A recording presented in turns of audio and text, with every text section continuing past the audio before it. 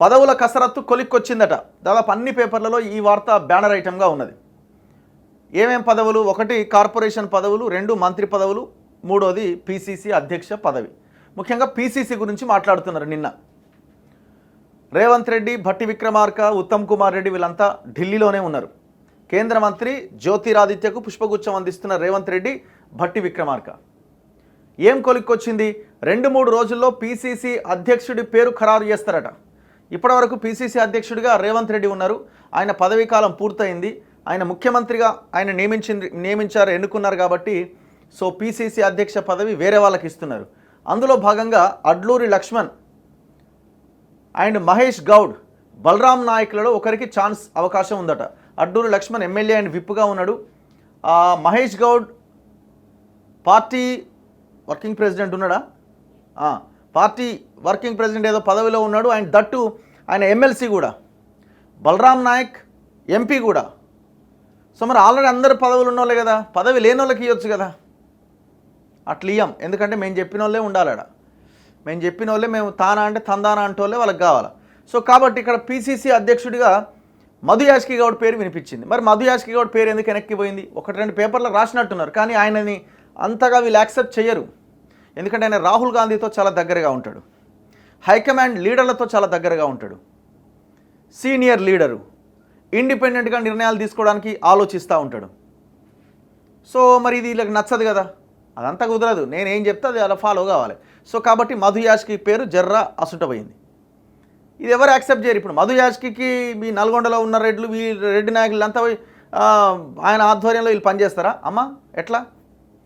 ఆయన గతంలో మధు యాష్కి, కోమటిరెడ్డి బ్రదర్స్ ఆయన నల్గొండలో ఆయన భువనగిరిలో పోటీ చేద్దాం అనుకున్నప్పుడు 2018లో వాళ్ళు అడ్డుకున్నారని 2019లో వాళ్ళని గతంలో విమర్శించిండు. ఎట్లా మరి మమ్మల్ని అంటే మీకు కుదరదు. ఇక అద్దంకి దయాకర్కి అదే పరిస్థితి కదా ఇవాళ. అద్దంకి దయాకర్కు ఏది మన ఎమ్మెల్యే లేదు, దాని తర్వాత ఎమ్మెల్సీ అన్నారు, అది పోయింది ఇది పోయింది. ఇప్పుడు చివరికి ఎవరైనా మాట్లాడుతురా అంటే అక్కడ దాకా తీసుకొచ్చారు. సేమ్ మధు యాష్కిది కూడా అంతే. మమ్మల్ని ఎదిరించి నువ్వు రాజకీయం చేస్తావా? సో మేము చెప్పిన వాళ్ళు ఉండాలి గంతే. సో ఇట్లా ఇప్పుడు ఇలా రకరకాలు ఉంటాయి. మళ్ళీ ఇప్పుడు రేవంత్ రెడ్డి, ఆడ ఉత్తమ్ రెడ్డి, ఆడ కోమటిరెడ్డి, ఆడ ఇంకొక ఆయన. మరి వీళ్ళందరికీ ఓకే అయితేనే ఆయన ఆడ నిలబడతాడు. వీళ్ళందరూ కలిసి కూర్చొని ఎవరైతే బాగుంటుందో మనం చెప్పిన ఆయన ఎవరంటే ఈ పేర్లు వినిపిస్తున్నాయి. పిసిసి నూతన అధ్యక్షుడి నియామకం, రాష్ట్ర మంత్రివర్గ విస్తరణపైన కసరత్తును కొలిక్కి తెచ్చేందుకు కాంగ్రెస్ అధిష్టానం ప్రయత్నిస్తోంది. ముఖ్యమంత్రి రేవంత్ రెడ్డి నేతృత్వంలోని రాష్ట్ర నాయకత్వం శుక్రవారం ఢిల్లీలో పార్టీ పెద్దలతో సమాలోచన జరిపింది. మధ్యాహ్నం ఇక్కడ ఏఐసిసి ప్రధాన కార్యాలయంలో పార్టీ అధ్యక్షుడు మల్లికార్జున ఖర్గే, లోక్సభలో ప్రతిపక్ష నేత రాహుల్ గాంధీ, పార్టీ సంస్థాగత వ్యవహారాల ప్రధాన కార్యదర్శి కేసీ వేణుగోపాల్, తెలంగాణ వ్యవహారాల ఇన్ఛార్జ్ దీపాదాస్ మున్షీలతో సీఎం రేవంత్ రెడ్డి, ఉప ముఖ్యమంత్రి మల్లు భట్టి విక్రమార్క, ఉత్తమ్ కుమార్ రెడ్డి సుమారు గంటకు పైగా సమావేశమై చర్చించారు. ఉమ్మడి సమావేశంతో పాటు పార్టీ పెద్దలు 4 రాష్ట్ర నాయకులు 3తో విడివిడిగా మాట్లాడి వారి అభిప్రాయాలు తెలుసుకున్నారు. విస్తృత చర్చలు జరిగినా తుది నిర్ణయానికి రాలేదట. పిసిసి అధ్యక్షుడిగా క్రియాశీలకంగా ఉండే వ్యక్తిని నియమించాలి అన్న అభిప్రాయానికి వచ్చినట్టు సమాచారం. అనంతరం రాత్రి మరోసారి కేసీ వేణుగోపాల్, ఖర్గేలతో ఈ 3 నాయకులు వేరువేరుగా భేటీ అయ్యారు. పిసిసి అధ్యక్ష పదవి నిర్ణయాన్ని బట్టి మంత్రివర్గ విస్తరణలో సామాజిక కూర్పు ఆధారపడి ఉంటుందని సమాచారం. 2-3 రోజుల్లో పిసిసి అధ్యక్షుడు ఎంపిక, వెంటనే మంత్రి పదవులకు పేర్లు ఖరారు కావచ్చని తెలుస్తోంది. అంటే ఇప్పుడు ఏం జరుగుతుంది? పిసిసి బీసీకి ఇస్తే ఇక మంత్రులంతా రెడ్లు వేసుకొని పోవచ్చు. నేను పేద రెడ్ల గురించి మాట్లాడతలేను, ఈ పెద్ద రెడ్ల గురించే మాట్లాడుతున్నా. సారీ, ఇందులో జనానికి నేను అంటున్న దానికి జనానికి సంబంధమే లేదు. ఓన్లీ ఈ సోకాల్డ్ రెడ్డి నాయకుల గురించే నేను మాట్లాడేది.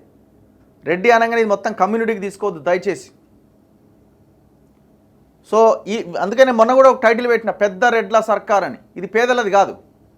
అందులో కూడా చాలా దారుణంగా కష్టపడి పైకి వచ్చిన రెడ్లు ఎంతోమంది ఉన్నారు కాంగ్రెస్ పార్టీ. మరి వాళ్ళకన్నా ఇస్తారా పదవులు అంటే వాళ్ళకు కూడా ఇవ్వరు. సో ఇప్పుడు ఏం చేస్తారంటే పిసిసి బీసీకి ఇచ్చినామా చూడండి, పార్టీ అధ్యక్ష పదవి బీసీకి ఇచ్చినాం అని ఈ 6 మంత్రి పదవులు ఎత్తుకొని పోతారు. అలా మెజారిటీ పదవులు జరిగేది అదే. కార్పొరేషన్ పదవులు వాళ్ళే ఎత్తుకొని పోతారు. చూడరు మీరు, అది జరిగేది అదే. 2-3 రోజుల్లో పిసిసి అధ్యక్షుడు ఎంపిక, వెంటనే మంత్రి పదవులకు పేర్లు ఖరారు కావచ్చని తెలుస్తోంది.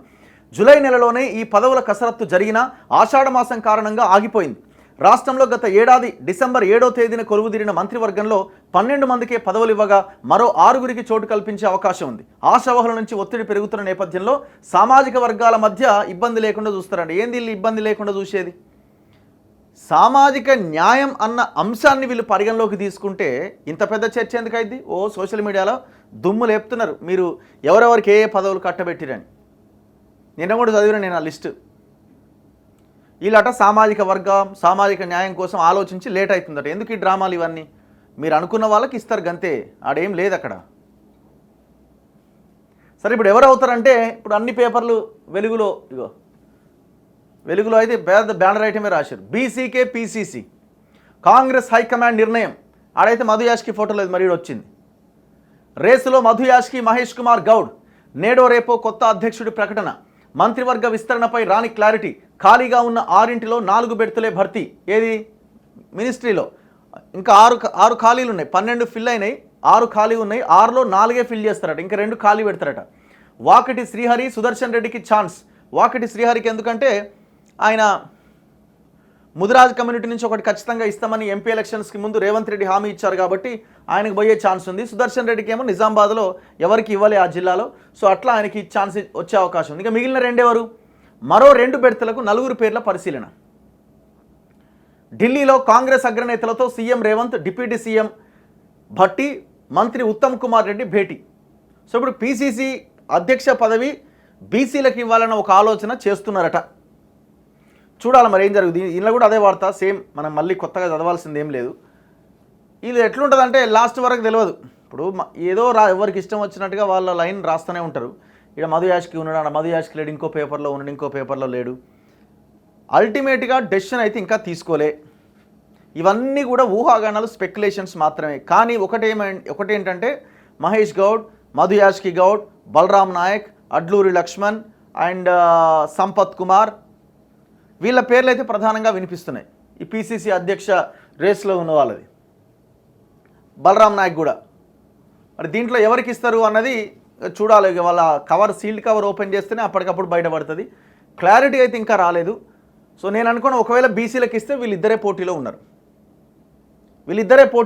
లేదు ఇండిపెండెంట్గా డెసిషన్స్ తీసుకునే వాళ్ళే కావాలి అని కనుక హైకమాండ్ భావిస్తే మధు యాష్కి గౌడ్ వైపు మొగ్గు చూపే అవకాశం ఉంది.